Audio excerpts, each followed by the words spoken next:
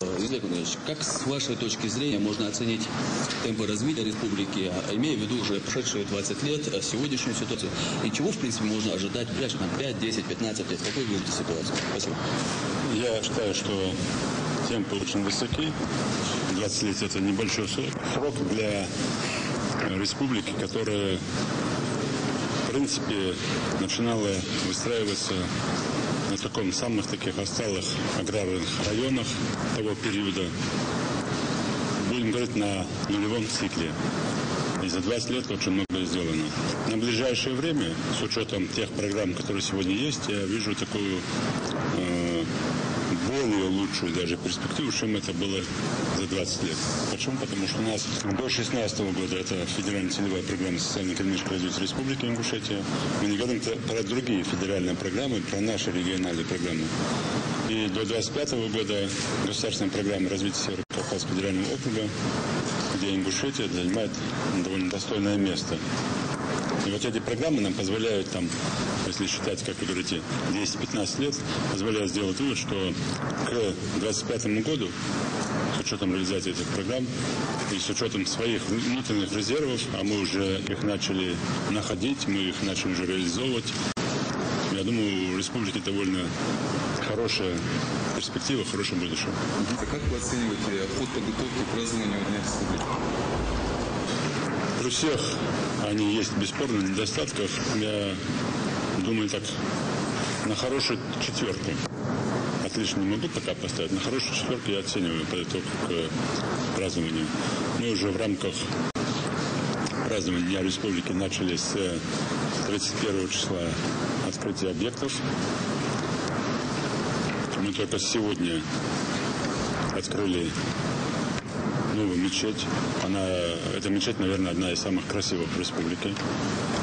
Мы сегодня же планировали открыть церковь, но перенесли на другой срок, с учетом гостей, которые должны приехать с Москвы для открытия церкви. Мы сегодня заселили новые супер хорошие квартиры, 220 семей. Это большая стратегия для нашей республики. И сегодня открыли один из таких трагических моментов в нашей жизни. Это мемориал осени 92 года, кладбище, где были захоронены жертвы вот того периода. И дальше продолжаем это все делать до 12-го включительно. Это порядка, я скажу, уже, мы сначала говорили 28, уже 32 объекта, с учетом еще объектов агропромышленного комплекса. В рамках этого праздника мы проводим 6 числа мощно хороший турнир М1 по боям без правил в Жиравском районе. То есть вот эти комплексные мероприятия позволяют сделать вывод, что хоть и сложно к ним готовиться, хоть и требуют они определенных материальных затрат. Кстати, надо подчеркнуть, что больше денег, больше процент денег – это внебюджетные источники. И тем не менее, я оцениваю подготовку на хорошую четверку, но надеюсь, что без срыва проведем эти мероприятия до конца. Основной акцент делается на социально значимые объекты. В то же время идет критика с другой стороны, что, как сказал коллега, мало предприятий, рабочих мест реального сектора экономики. Вот в этой программе и ФЦП будут учтены эти моменты?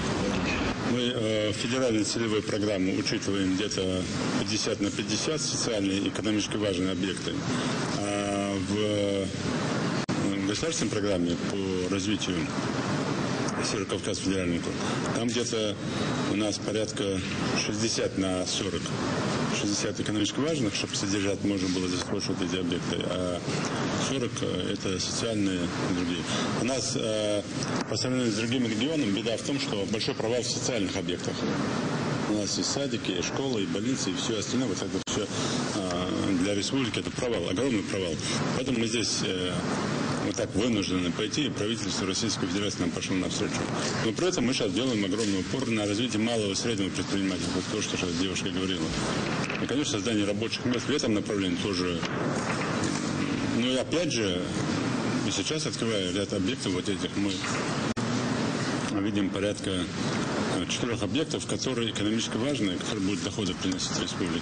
Если остальные социальные, то эти 4 объекта они важны как в плане экономического направления. Агропромышленного, строительного комплекса и других направлений. Мы сейчас прорабатываем вопрос, что нам строить. В том числе ледовый дворец поставить, чтобы хоккейную команду и все это красиво сделать, чтобы у нас было на берегу поставить мощный ледовый дворец за свой счет. В том числе во всех районах поставить молодежные досуговые центры. Это все-таки мы сейчас после этого праздника сделаем упор на молодежные объекты больше.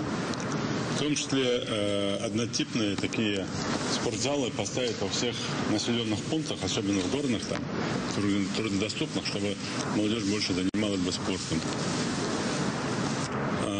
Поставить ФАПы везде, в селах, чтобы людям легче было. То есть те вопросы социальной напряженности тоже снять. Но опять же мы здесь не забываем и про то, что мы сейчас в лизинг делаем. Мы заказали уже, работаем над этим для малых индивидуальных предпринимателей. Ну,